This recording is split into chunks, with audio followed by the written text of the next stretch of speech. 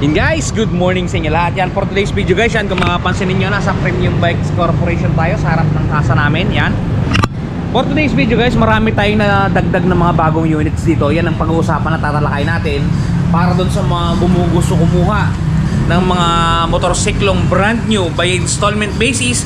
Guys, ito na yung video na para sa inyo, kasi dito tatalakay natin yung kanilang actual suggested retail price, actual down payment at actual monthly amortization. Para doon sa mga nagbabalak, nagpaplano, dito pa lang sa video na to guys, alam na ninyo yung galawan, alam na ninyo yung requirements, alam na ninyo yung presyo. Okay, bago natin yan, bago natin tirahin kirain, syempre, intro muna tayo!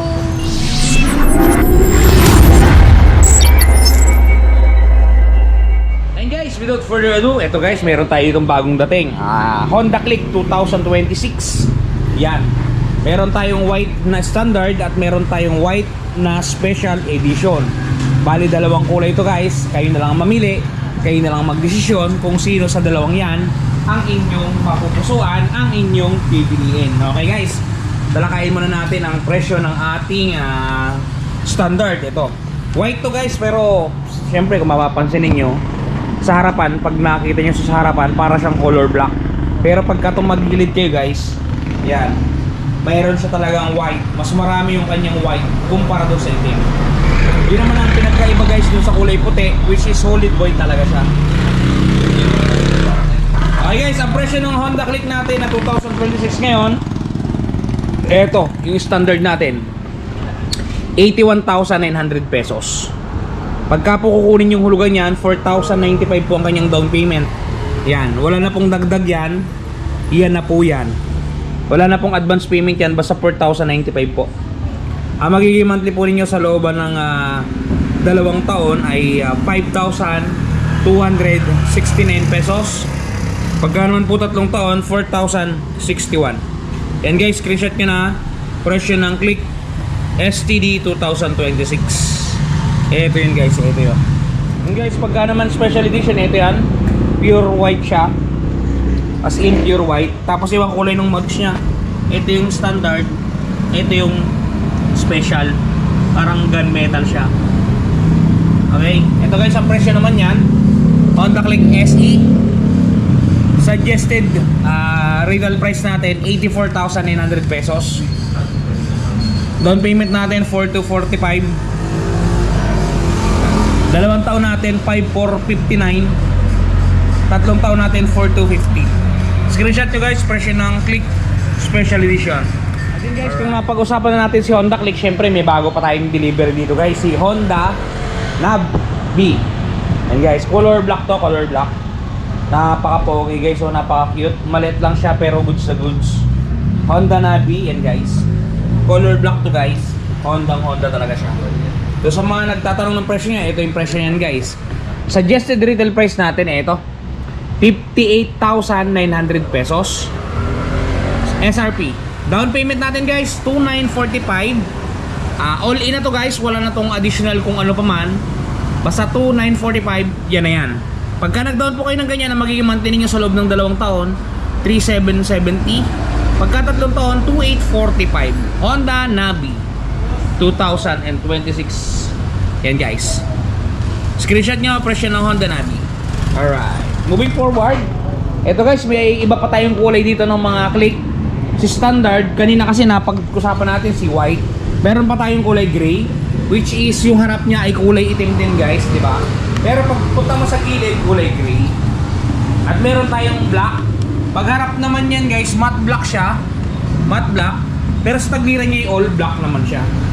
At syempre meron tayong special edition na kulay pula. Yan, available lahat yan dito guys kay Premium Bikes Corp. Okay, balik tayo guys. Meron tayo ditong sniper, yung ating Saiyan nakuha na yon, kaya sniper na lang to na ABS, yan matitira. Color black.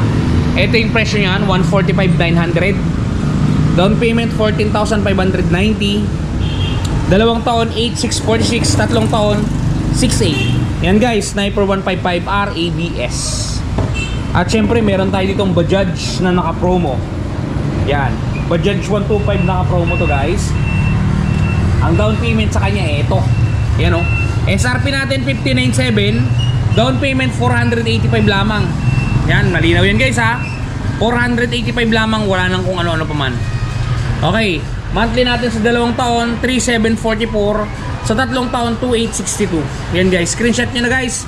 Presyo ng Kawasaki CT125 Bajaj. Okay, meron naman tayo dito mga Smash. Naka drum brake natin, kulay cyan. 64,400 ang SRP. Down payment 3,220. 2 taon 3,856. 3 taon 2,915. Screenshot nyo guys. Smash drum spokes.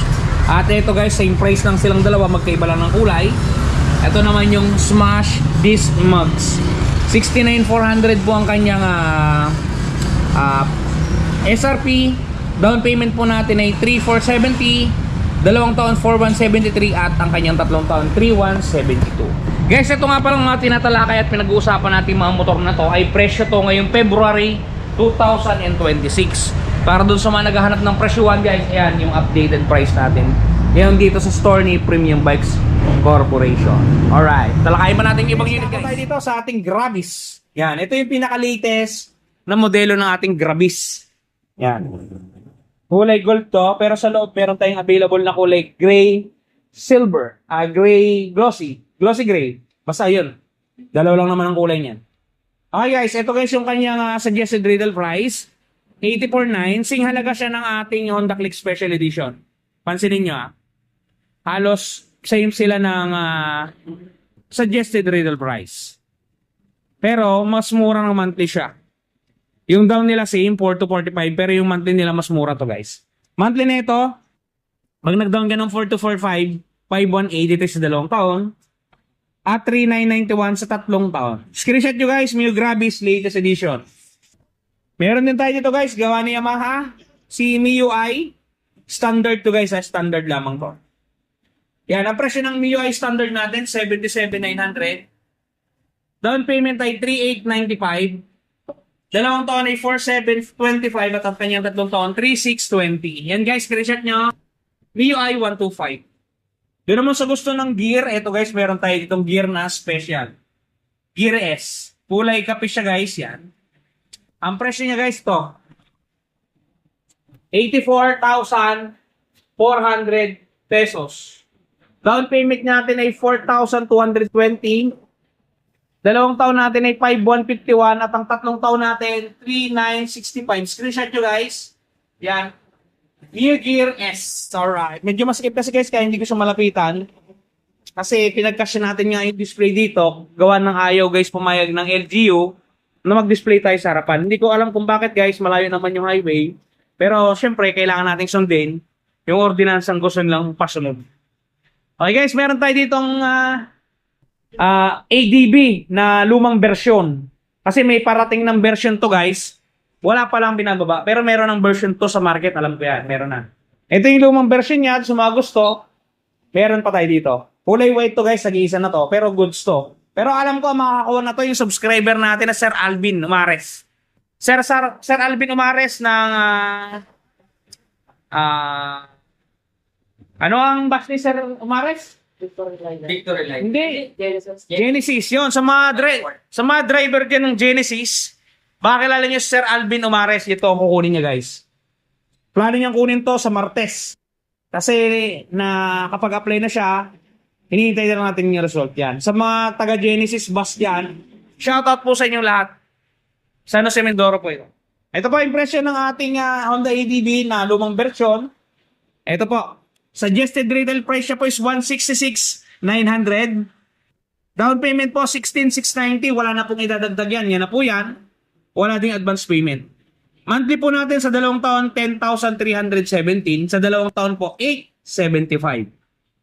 Then guys, screenshot nyo ang ADB. Ito naman guys, sunod natin yung bago nating NMAX version 3 na to. Yan. Kulay gray at kulay black meron tayong available. Ang presyo ng ating NMAX version 3, ito guys, 155,900 pesos. Down payment natin ay 15,590. 2 taon natin ay 9,281 at ang 3 taon natin 7,315. Screenshot nyo guys yan. Hindi ko may lapit guys at maskip. Alright. Pagkatapos yan guys, meron din tayo syempreng version 3 ni Aerox. Yan. Kulay blue. May available din tayo sa bodega na kulay puti. Hindi na lang talaga natin may display kasi masyado na siyang crowded. So, pag may naghanap na lang, ituturo na lang natin. Nandun lang naman ang ating bodega sa likod. Malapit lang. Accessible naman. Ito guys, yung presyo ng ating Aerox. Yan. Kita ba?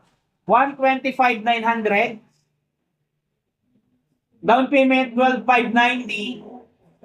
2 taon, 7,424. 3 taon, 5,809. Alright. Yan yung presyo ng ating Aerox version 3. At guys, ito. Doon sa mga naghahanap ng NMAX na version 2, meron pa tayo. Ito guys.